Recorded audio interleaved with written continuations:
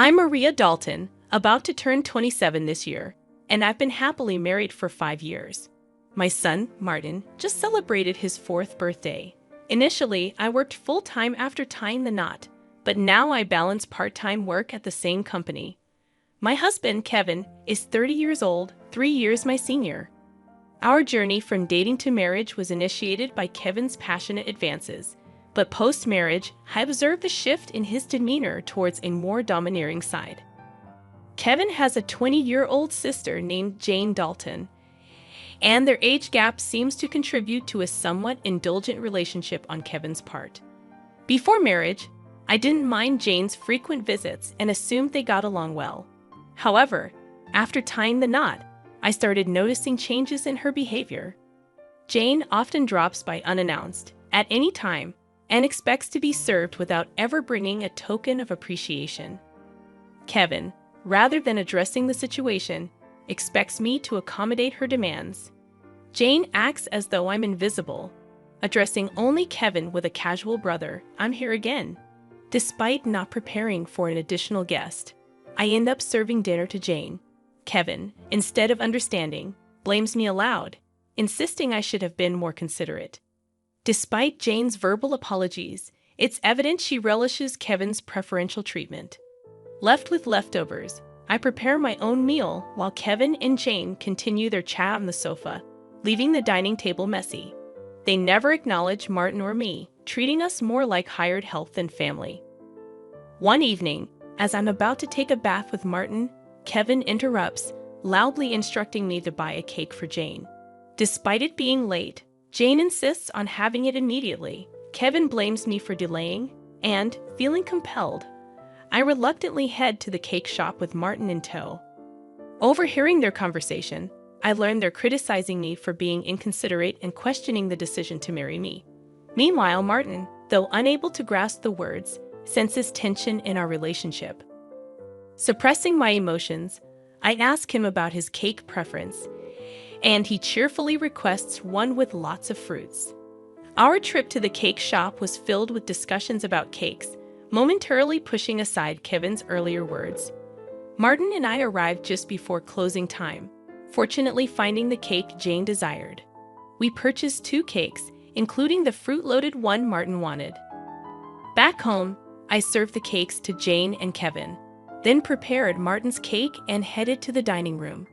The moment I placed it in front of Martin, Jane pointed and expressed her desire for that cake. Before I could react, Kevin moved Martin's chosen cake in front of Jane, disregarding Martin's protests. Kevin justified his action, claiming he bought the cake with his earnings and had the right to choose for Martin. Unable to contain my emotions any longer, I voiced my dissatisfaction.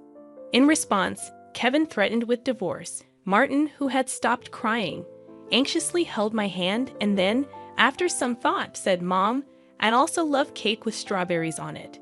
Yes, it's really delicious." He mentioned this while eating a cake initially wanted by Jane. Feeling that Martin was enduring too much, I lifted his cake plate when I saw Jane reaching for it. I took Martin to the next room so he could enjoy his cake in peace. Kevin apologized to Jane, claiming he was sorry for being stingy. Despite wanting to retort, I held back for Martin's sake. Watching Martin innocently enjoy his cake was a heartwarming sight. After finishing the cake, we decided to have a late bath and sleep in Martin's bed. The next morning, I discovered Jane had already left. As I prepared breakfast, I heard Martin crying. Shockingly, his piggy bank, a gift from my father, was broken, and the saved money was gone. Martin, who always said goodnight to the piggy bank, was left heartbroken. When I questioned Kevin about it, he casually mentioned that Jane needed some money, so she took it from the piggy bank. Holding a crying and shaken Martin, I felt his pain so acutely that I cried with him. It was painful to witness Kevin prioritizing and caring for his sister more than our son. Expressing my anger and sadness, I confronted Kevin, breaking my usual silence on arguments in front of Martin. Kevin, without a word, went to the bedroom and returned with something shocking in hand: divorce papers. I discovered the hidden divorce papers that Kevin had tucked away somewhere I didn't know. In a sudden burst, He confronted me, shoving the papers at me before storming out of the house with a loud bang. Martin, who had never cried over the issues with Kevin and Jane, seemed to have reached his limit, crying since last night. Unable to bear seeing Martin so hurt, I suggested skipping daycare for the day, and he happily agreed with a loud yes, showing a faint smile. We spent the day playing and bonding, with Martin bringing a picture book from the shelf, sitting on my lap, and happily remarking, "The teacher at the nursery today was Mama, right? He looks like an angel." His little heart seemed filled with patience, and I decided to make the day special by taking a day off from work. Despite causing potential trouble at my workplace, they kindly understood the situation and granted me a day off. In the morning, we visited the park, played hide and seek, and had fun in the sandbox and on the slide. When we returned home for lunch, Martin appeared sleepy, usually napping by himself. But today he fell asleep on my lap like when he was a baby. Though I initially thought of doing household chores during his nap, I decided that today was special.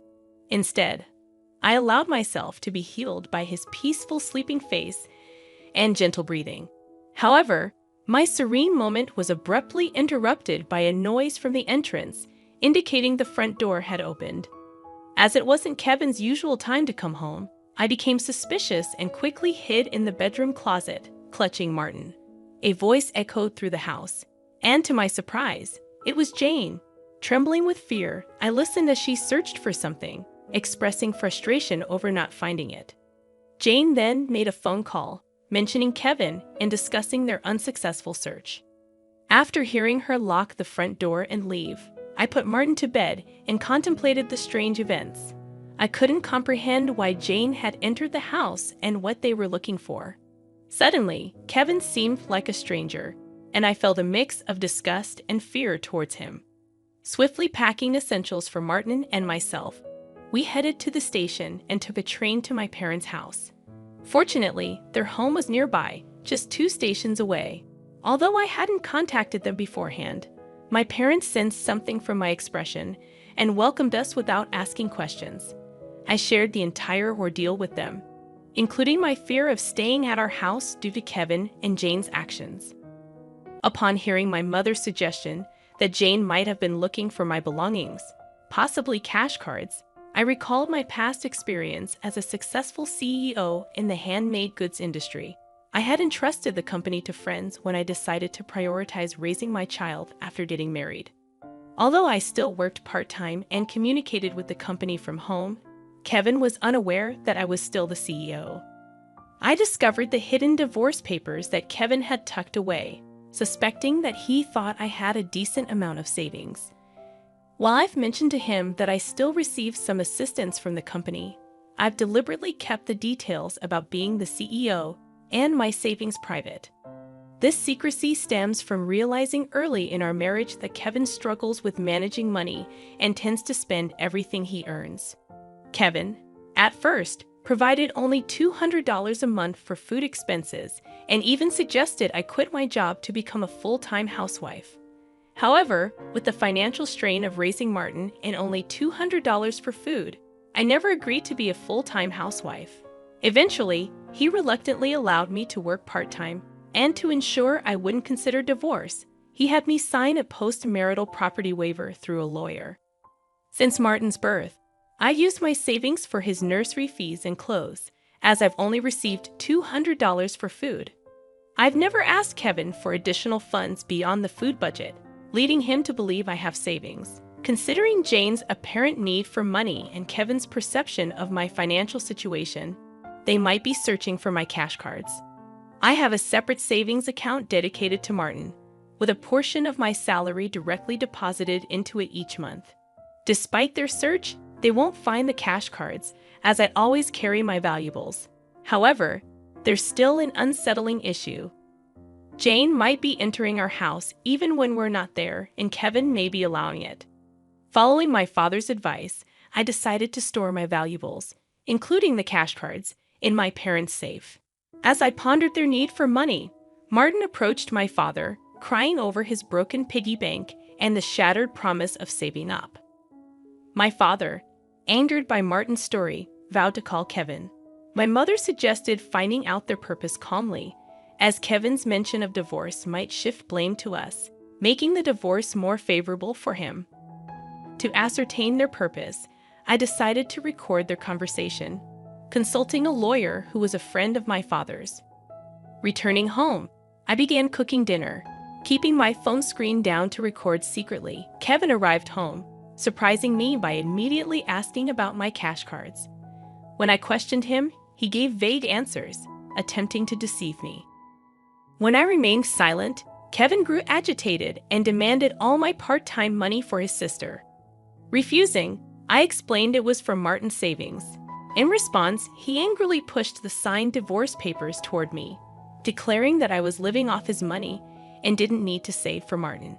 He even uttered words implying he valued Jane more than our son. Hearing this, I stopped preparing the meal, put the divorce papers in my bag, took Martin's hand, and headed for the door. Kevin, in a loud voice, declared his serious intent for divorce, instructing me never to come back. I responded by stating I wouldn't return to a house where a stranger could come and go freely.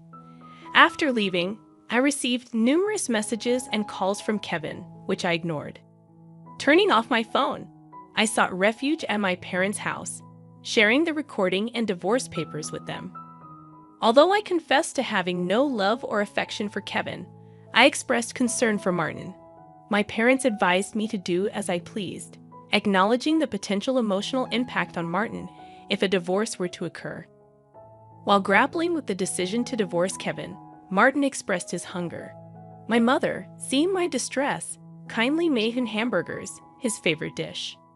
Overwhelmed with emotions, tears welled up in my eyes as my mother told Martin with a warm smile that she prepared the hamburgers so that he and I could visit whenever we wanted. Taking a bite, Martin exclaimed with joy, praising Grandma's hamburgers and expressing a desire to eat them every day. I responded, saying it's because the hamburger contains the love I have for him, and he, in a touching gesture, took a big bite and offered it to me. Moved by Martin's kindness, my tears couldn't be held back, and even though I tried to stop them, they persisted. My father, noticing Martin's concern, reassured him that my tears were of happiness, not sadness. Hearing this, Martin, in a moment of understanding, hugged me, and my father's eyes turned bright red. Realizing the blessing of being with family, I remarked to Martin that family is precious. Surprised, he questioned if Dad had mentioned that only Jane was family. My father gently confirmed it, but then asked Martin if he wanted to live with them as family. With a laugh, Martin happily agreed, making everyone smile naturally. Despite contemplating divorce, the meal felt so happy that I finally decided to part ways with Kevin. I planned to inform Martin about it, and even though discussing it weighed heavily on my heart, Martin seemed to grasp the situation. Happily, he expressed the desire to live as a family, embracing the pet dog and calling him his younger brother despite the dog being older. Preparations for the divorce began, starting with contacting a lawyer who was a friend of my father. The next day, we formalized the contract, and my father and Martin shared comforting laughter while I laid in bed, reminiscing about my childhood. The following day, upon checking my smartphone, I found over 200 calls and messages from Kevin, showcasing his emotional instability. Exhausted, I turned off my phone, and with the lawyer's assistance, we explained the situation to my parents. Jane had accumulated significant debt from a casino and shopping addiction, and Kevin acted as her guarantor, planning to use my savings. The lawyer confirmed that the divorce papers had already been submitted, and Kevin sobbed upon realizing it was finalized. Despite expecting disagreements about child support, he signed a pledge to pay $340 to Martin every month. In a subsequent call from Kevin, his tone lacked aggression, and he calmly admitted to financial manipulation and explained his complex feelings toward Jane. I firmly asserted my decision not to reconsider and heard his faint sobbing before he wished me happiness and hung up. Remaining strong until the end, I discussed future plans with my parents and decided to stay with them until Martin grows up. I resumed my role as a company president and later learned that Kevin and Jane had informed their parents about the divorce and debt, resulting in disownement. Today, I find happiness being with my family.